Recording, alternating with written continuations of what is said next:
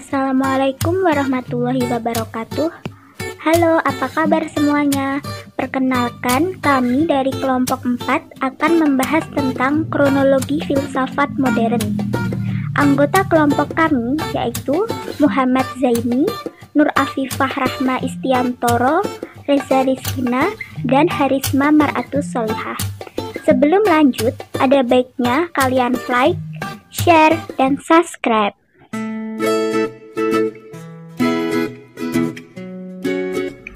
Pengertian filsafat.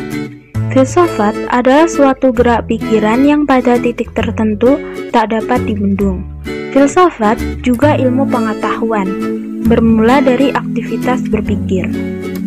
Inti filsafat adalah berpikir, meski tak semua aktivitas berpikir dapat disebut berfilsafat. Berpikir dalam filsafat mempunyai ciri-ciri khusus, yaitu sistematis, universal, dan radikal. Sistematis adalah suatu bentuk usaha untuk menguraikan serta merumuskan sesuatu hal dalam konteks hubungan yang logis serta teratur. Universal adalah sifat umum atau menyeluruh, dan radikal adalah perbuatan yang bertentangan dengan norma dan nilai sosial. Berfilsafat adalah aktivitas berpikir yang bertujuan bukan secara ugal-ugalan, demi meraih suatu kesan narsistik. Tujuannya adalah memperoleh pengetahuan yang menyangkut kebenaran. Dengan berfilsafat, mungkin kita bisa sampai pada kebenaran yang selama ini didambakan. Sejarah filsafat. Maka, kita pun tak dapat mengabaikan sejarah awal munculnya khazanah pemikiran filsafat. Untuk memahami lebih jauh perihal makhluk yang bernama filsafat ini, yang konon bermula dari peradaban Yunani kuno, lalu abad pertengahan, abad modern, sampai abad kontemporer. Hal ini sesuai dengan apa yang dilakukan oleh Bertrand Russell dengan susah payah dalam bukunya History of Western Philosophy yang membagi 3 tahap penting sejarah filsafat barat, yaitu tahap filsafat Yunani kuno, filsafat Katolik, dan filsafat modern. Tapi dalam perjalanan yang panjang dan melelahkan itu, kita hanya akan memulainya dari filsafat modern. Filsafat modern. Pengertian filsafat modern. Zaman modern dikenal juga sebagai masa rasionalisme yang ditandai dengan berbagai penemuan dalam bidang ilmiah. Perkembangan ilmu pengetahuan pada zaman modern sudah dirintis sejak zaman Renaissance. Para filsuf zaman modern menegaskan bahwa pengetahuan berasal dari diri manusia sendiri. Aliran rasionalisme beranggapan bahwa sumber pengetahuan adalah rasio. Kebenaran pasti berasal dari rasio, akal. Filsafat zaman modern berfokus pada manusia, bukan kosmos seperti pada zaman Yunani kuno, atau Tuhan pada abad pertengahan. Era ini berawal sekitar abad ke-15. Pada zaman ini, filsafat dari berbagai aliran muncul. Secara garis besar, ada 3 paham yang muncul, yaitu rasionalisme, idealisme, dan empirisme. Tapi yang paling mendominasi pada zaman ini adalah paham rasionalisme. Paham rasionalisme atau zaman akal merupakan usaha manusia untuk memberi kemandirian pada akal, sebagaimana yang telah dirintis oleh para pemikir Renaissance, masih berlanjut terus sampai abad ke-17. Pada abad ke-17 adalah era dimulainya pemikiran-pemikiran kefilsafatan dalam artian yang sebenarnya. Semakin lama manusia semakin menaruh kepercayaan yang besar terhadap kemampuan akal, bahkan diyakini bahwa dengan kemampuan akal segala macam persoalan dapat dijelaskan. semua permasalahan dapat dipahami dan dipecahkan, termasuk seluruh masalah manusia. Dengan kekuasaan akal, orang berharap akan lahir suatu dunia baru yang lebih sempurna, dibimbing oleh akal sehat manusia. Tentang kepercayaan terhadap akal ini sangat jelas terlihat dalam bidang filsafat, yaitu dalam bentuk sesuatu keinginan untuk menyusun secara priori suatu sistem keputusan akal yang luas dan tingkat tinggi, tentang corak berpikir yang mendewakan akal. Dalam filsafat dikenal dengan rasionalisme.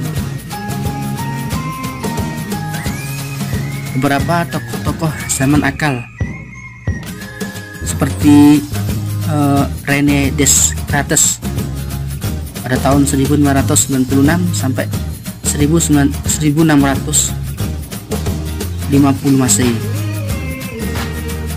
dan juga Gottfried Wilhelm Leibniz pada tahun 1646 sampai 1716, dan juga Baruch Spinoza pada tahun 1632 sampai 1677.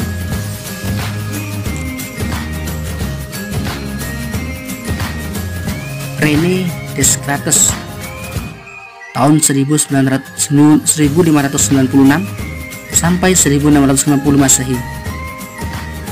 Descartes dianggap sebagai bapak filsafat modern.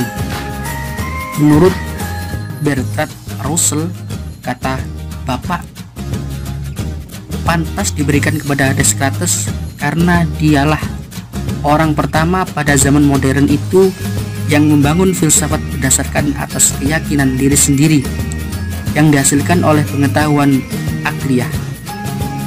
Dia pula orang pertama di akhir abad pertengahan yang menyusun argumentasi yang kuat dan tegas yang menyimpulkan bahwa dasar filsafat haruslah akal, bukan perasaan, bukan iman, bukan ayat suci, dan bukan yang lainnya. Hal ini disebabkan perasaan tidak puas terhadap perkembangan filsafat yang amat lamban dan banyak memakan korban.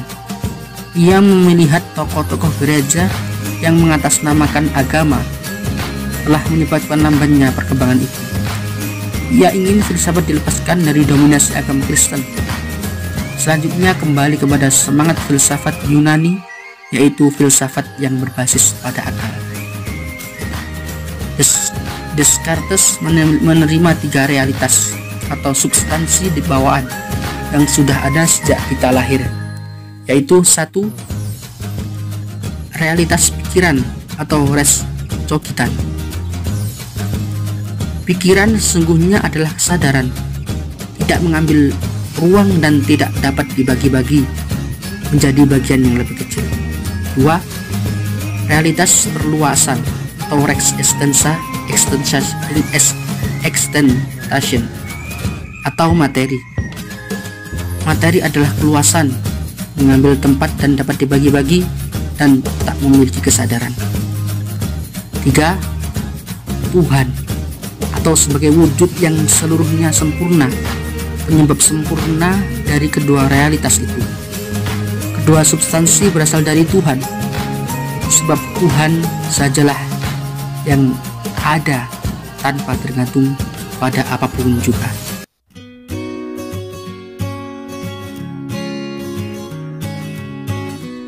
Zaman pencerahan atau Aufklärung. Pada abad ke-18, pemikiran filsafat diliputi oleh suatu masa bernama Aufklärung yang memiliki arti pencerahan. Kata Aufklärung sendiri berasal dari bahasa Jerman. Dalam bahasa Inggris ini diartikan sebagai Enlightenment. Pada masa ini, masyarakat Eropa mendapatkan penerangan dari masa kegelapan dengan mulai optimis untuk maju dalam pemikiran dan ilmu pengetahuan dan teknologi. Masa ini juga tidak lepas dari pengaruh Renaissance sebagai gerakan sebelumnya dan merupakan hasil pahit dari empirisme dan rasionalisme yang muncul sebelumnya. Gerakan Aufklärung ini melanda hampir seluruh Eropa, terutama di kawasan Inggris, Perancis, dan Jerman. Terjadinya gerakan Aufklärung ini disebabkan oleh beberapa hal. Yang pertama, perdebatan antara pihak gereja yang menggunakan iman dan negarawan yang mementingkan akal. Yang kedua, pemaksaan oleh pihak gereja kepada masyarakat untuk memaksakan doktrin dan melupakan kebudayaan Yunani dan Romawi kuno.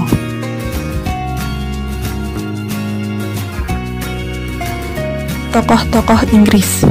Yang pertama, Francis Bacon, salah seorang tokoh awal di Inggris dengan gagasannya Knowledge is Power.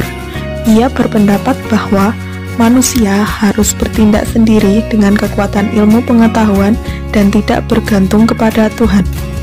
Yang kedua, John Locke, dikenal juga sebagai bapak liberalisme dengan karyanya Two Treatises of Government, berpendapat bahwa manusia diatur oleh hukum kodrat dan setiap individu memiliki hak yang tidak boleh dirampas.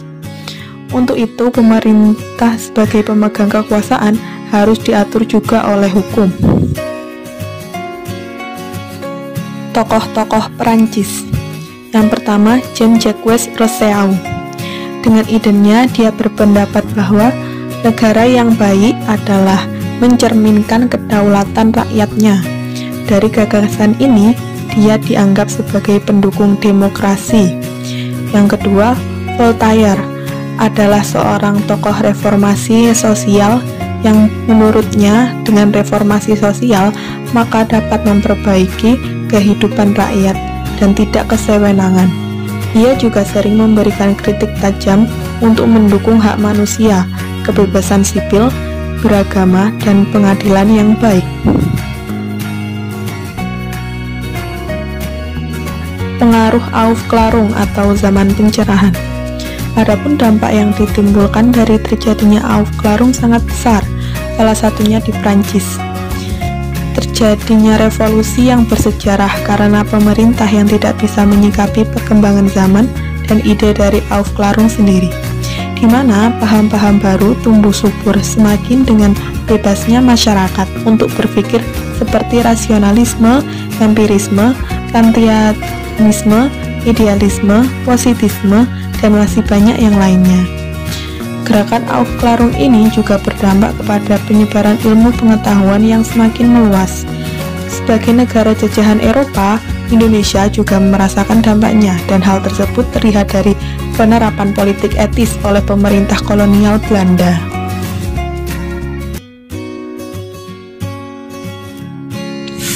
Di zaman kontemporer, pengertian lihat sejarah perkembangan filsafat zaman kontemporer tidak lain adalah mengamati pemanfaatan dan pengembangan lebih lanjut dari sejarah filsafat yang sebelumnya.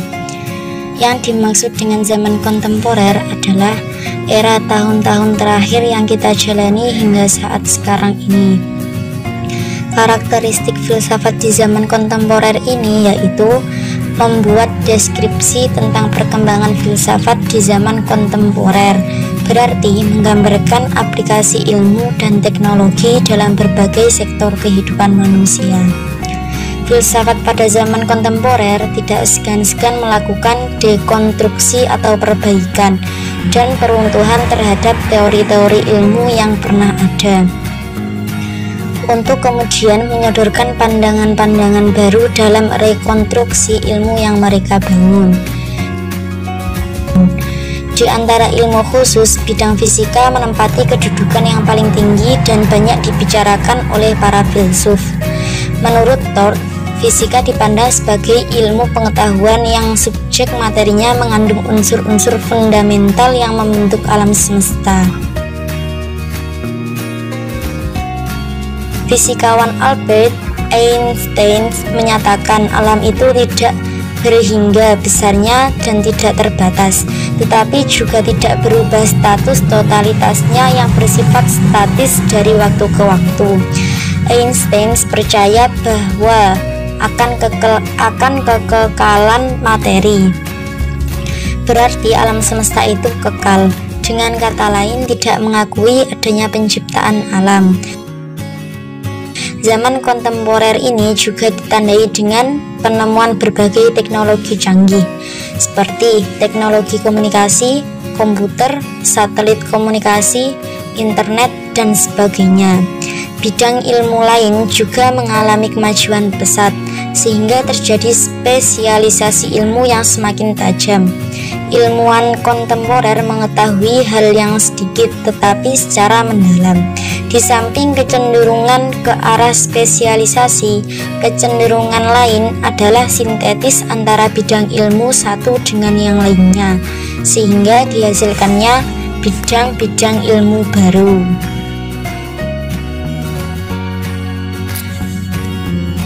Dapat diambil kesimpulan bahwa 1.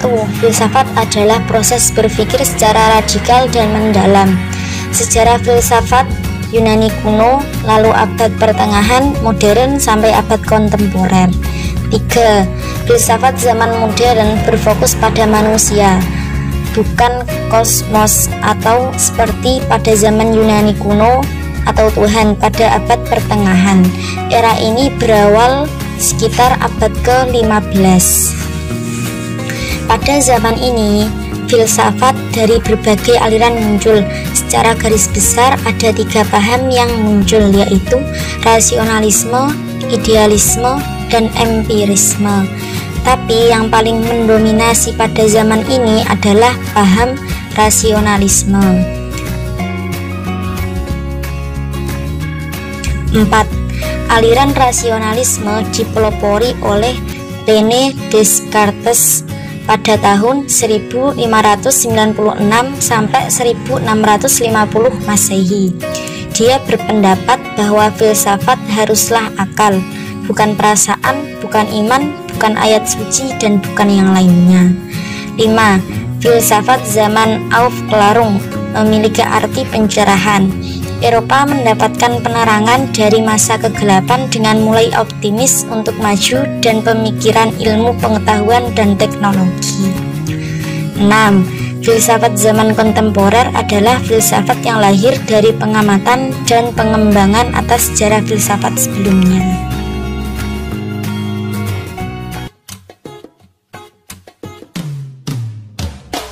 Baiklah, sekian video presentasi dari kelompok kami. Mohon maaf apabila ada salah kata. Jangan lupa like dan share ke teman-teman kalian. Wassalamualaikum warahmatullahi wabarakatuh.